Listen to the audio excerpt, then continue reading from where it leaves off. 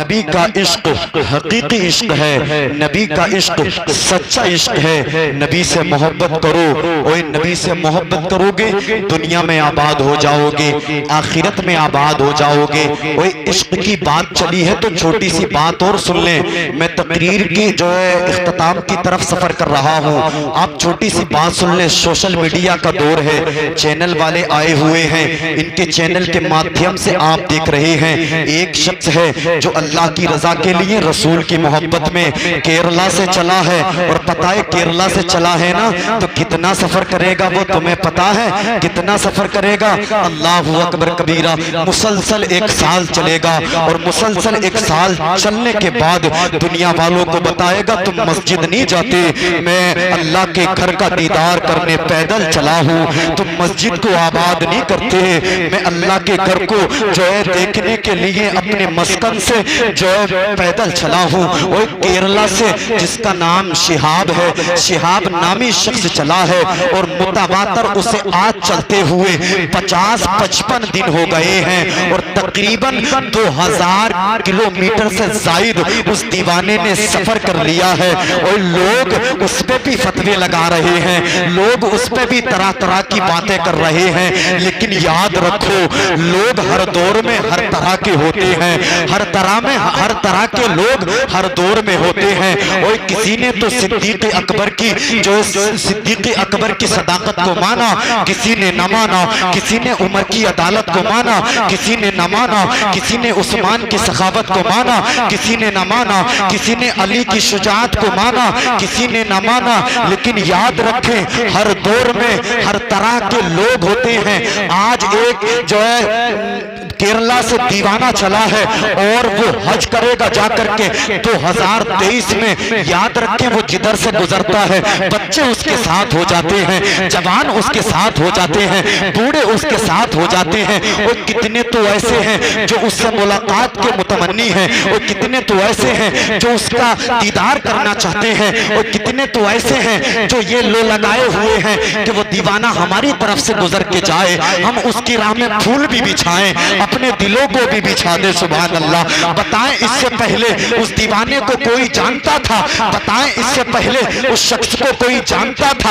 اور کوئی نہیں جانتا تھا۔ لوگ دن رات TRP کے چکر میں لگے ہوئے ہیں، لوگ دن رات شہرت حاصل کرنے کے چکر میں لگے ہوئے ہیں، لیکن کیرلا کے ایک دیوانے نے بتا دیا ہے جو للہیت کے لیے زندگی گزارتا ہے، جو اللہ کی رضا کے لیے زندگی گزارتا ہے، جو رسول اللہ کی محبت کے لیے زندگی گزارتا ہے، اس کے لیے قرآن فرماتا ہے وَتُعِزُّ مَن تَشَاءُ وَتُذِلُّ مَن تَشَاءُ۔ اللہ جسے چاہتا ہے عزتوں کی منزل پر فائز کر دیتا ہے، اللہ جسے چاہتا ہے ذلت دے دیتا ہے۔ اور کیرلا سے جب وہ چلا ہے اس نے یہ ارادہ نہ کیا تھا، اس نے اپنے دماغ میں یہ نہ سوچا تھا کہ لوگ میرے شانہ بشانہ چلیں گے، لوگ میرے جو راستے میں ہمدرد ہو جائیں گے۔ وہ بس للہیت کے لیے گھر سے چلا تھا، اللہ کی رحمت پر اس کی امید ٹکی ہوئی تھی، اللہ نے اسے ایسی مدد دی ہے، اللہ نے اسے ایسی TRP دی ہے، اللہ نے اسے ایسی شہرت دی ہے، جس جگہ سے گزرتا ہے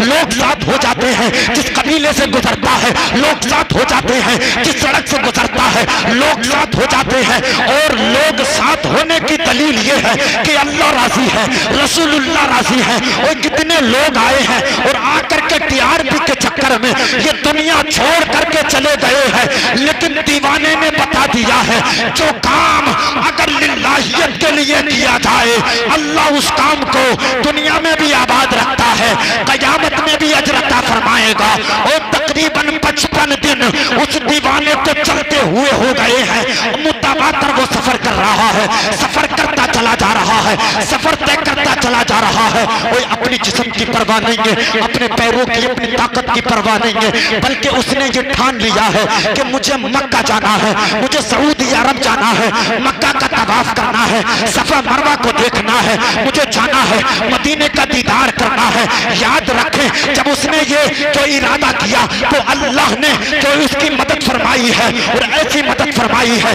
ایسی مدد فرمائی ہے، لوگ روک روک کر کے کہتے ہیں آج ہمارے یہاں قیام کر لے، آج ہمارے یہاں قیام کر لے، آج ہمارے یہاں قیام کر لے۔ اوہ اس دیوانے کو شاسن اور پرشاسن سے کہنا پڑ رہا ہے کہ لوگ میرے آڑے آ رہے ہیں، آپ ان سے کہیں کہ یہ میرے راستے میں رکاوٹ نہ بنے، تاکہ میں بہت جلد مکہ پہنچ جاؤں، اور مکہ پہنچنے کے بعد میں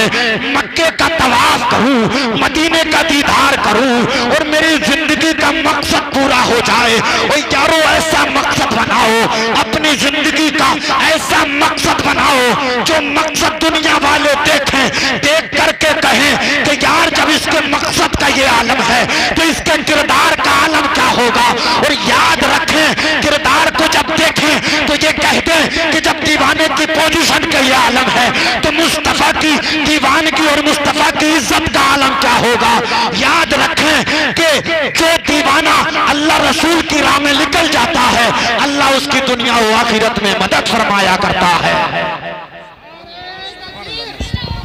آپ ایک دو منٹ کی بات سن لیں، میں بات بالکل ختم کر رہا ہوں۔ آپ دیکھ رہے ہیں نبیرہ قطب اعظم سیدی سندی سید ناصر میاں، ڈاکٹر سید ناصر میاں صاحب قبلہ معظمی ماشاءاللہ تشریف لا چکے ہیں، اور خطیب ملک ہندوستان جناب محترم مفتی حماد صاحب قبلہ پوری شان خطابت کے ساتھ جو ہے ممبر نور پر جلوہ بار ہو چکے ہیں، اور ساتھ ہی ساتھ جو ہے شاعر ہندوستان جناب محترم شان عرب صاحب قبلہ بھی آ چکے ہیں، اور بھائی معراج برکاتی صاحب بھی تشریف لا چکے ہیں۔ اب آپ حضرات کو بالکل بھی وقت ضائع نہیں کرنا ہے، بس ایک بات سن لیں میری، میں بالکل بات کو ختم کر رہا ہوں۔ شہاب صاحب کیرلا سے چلے ہیں اور یہ سبق دیا ہے کہ جو لوگ دولت ہونے کے باوجود حج نہیں کرتے، جو لوگ دولت ہونے کے باوجود حج نہیں کرتے، یقیناً ان سے حساب لیا جائے گا ان کی دولت کا، یقیناً ان کے مال کا ان سے حساب لیا جائے گا۔ لوگ بڑے بڑے پلاٹ تو خرید رہے ہیں، لوگ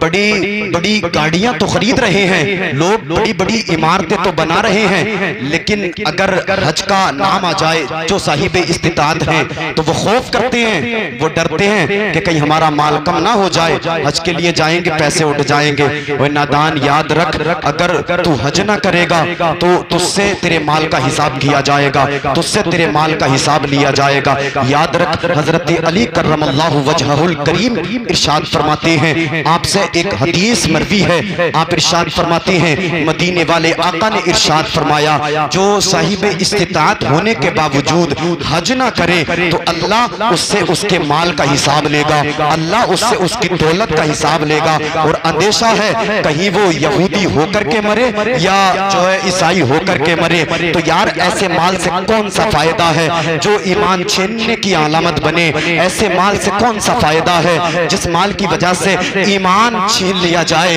ایمان ختم ہوتا ہوا چلا جائے۔ اور یاد رکھ اگر تو صاحب استطاعت ہے تو بڑے بڑے پلاٹ نہ خرید، پہلے حج کر۔ اور یاد رکھ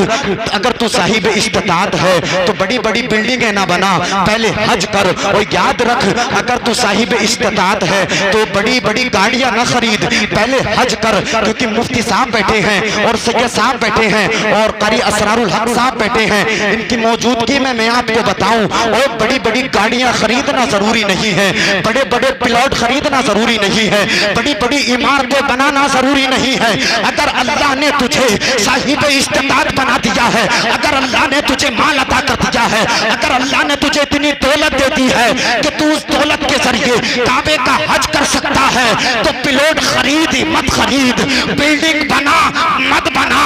تو بڑی بڑی گاڑیاں خرید مت خرید، لیکن پیسہ خرچ کر کے کعبے کا حج کرنے چلا جا، ورنہ اللہ قیامت میں تجھ سے تیرے مال کا حساب لے گا۔ اور لوگوں اس جلسے سے یہ پیغام لے کر کے جاؤ کہ اللہ ہمیں صاحب استطاعت بنا دے گا، ہم پلاٹ خریدیں نہ خریدیں، بلڈنگیں بنائیں نہ بنائیں، ہم گھر بنائیں نہ بنائیں، بڑی بڑی مارکیٹیں بڑی بڑی گاڑیاں خریدیں نہ خریدیں، اگر اللہ ہمیں دولت عطا کرے گا تو ہم اس دولت کو خرچ کر کے اللہ کے گھر کا حج کرنے کے لیے چلے جائیں گے، اس دولت کو خرچ کر کے حج کرنے کے لیے چلے جائیں گے اگر اللہ صاحب استطاعت ہمیں بنا دے گا تو۔ کتنے ایسے مالدار ہیں، یاد رکھیں جو صدق دل سے دعا کرتے ہیں اللہ ان کی دعا قبول کرتا ہے۔ اور آپ کیا سمجھتے ہیں یہ شہاب صاحب کا میٹر ایک دو دن کا میٹر ہے؟ نہیں، مدتوں سے دعائیں ہو رہی تھی کہ اللہ جو ہے میں تیرے گھر کا پیدل حج کرنا چاہتا ہوں، میری دعا قبول کر لے۔ ہمارا ایمان ہے کہ بغیر مرضی کے ایک پتہ نہیں ہلتا اللہ کی بغیر مرضی کے ایک پتہ نہیں ہلتا. مدتوں سے دعا ہو رہی تھی، مولا تیرے گھر کو جانا چاہتا ہوں، پیدل جانا چاہتا ہوں، تو میری دعا قبول کر لے. اور یاد رکھیں اس شہاب نامی شخص کی اللہ نے دعا قبول کر لی اور وہ کیرلا سے چلا، اور کیرلا سے چلنے کے بعد میں گجرات راجستھان کے راستے وہ پاکستان میں انٹر ہوگا، اور اس کے بعد جو ہے 1 2 3 ملکوں کے بعد میں سعودی عرب پہنچے گا، اور پہنچنے کے بعد میں وہاں جا کر کے حج کرے گا. یاد رکھیں وہ پیدل جو کعبے کے حج کے لیے جا رہا ہے. آپ حضرات صبح کو اٹھ کر کے اپنی مسجد کی نیت کر لیں، مسجد میں جانے کی نیت کر لیں، نمازیں پڑھنے کی نیت کر لیں، مدرسوں کو آباد کرنے کی نیت کر لیں. آپ اچھوں کے ساتھ میں اچھے بنیں اور بروں کے ساتھ میں برے کبھی نہ بنیں، بلکہ اچھائی کو پھیلائیں، برائی کو ختم کریں. برائی کو ختم کرتے ہوئے دنیا والوں کو بتا دیں اسلام وہ مذہب ہے جو اچھائی کو پسند کرتا ہے، اسلام وہ مذہب ہے جو سچائی کو پسند کرتا ہے، اسلام وہ مذہب ہے جس کا جو یہ کہنا ہے کہ اگر بھوکا ہو تو کھانا کھلا دو،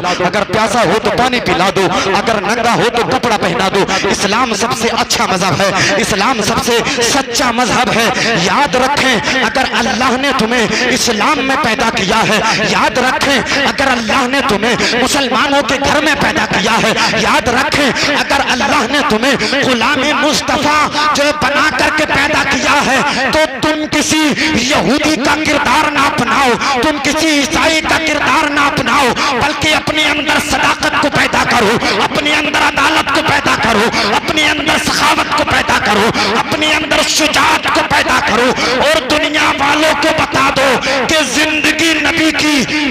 کے لیے ہے، بندگی خدا کی بندگی کے لیے ہے. جب تک جیئیں گے اللہ رسول کی رضا کے ساتھ جیئیں گے،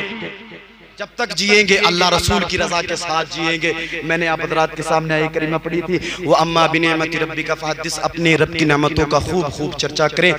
بتقاضۂ بشریت اگر میرے بولنے میں کوئی سبقت لسانی ہو گئی ہو، اللہ اپنے حبیب کے صدقے میں معاف فرمائے. آئیے باواز بلند کلمہ طیبہ پڑھیے، لا الہ الا اللہ محمد رسول اللہ. صبح طیبہ میں ہی پڑھتا ہے باڑا نور کا، صدقہ لینے نور کا آیا ہے تارا نور کا. اے رضائی احمد نوری کا فیض نور ہے، ہو گئی میری غزل پڑھ کر قصیدہ نور کا. اکیلا ہوں مگر آباد کر دیتا ہوں ویرانہ، بہت روئے گی میرے بعد میری شام تنہائی. خود کی شیر چمن پھول چنے شاد رہے، باغ بجاتا ہوں میں گلشن تیرا آباد رہے. وما توفیق الا باللہ. السلام علیکم ورحمۃ اللہ.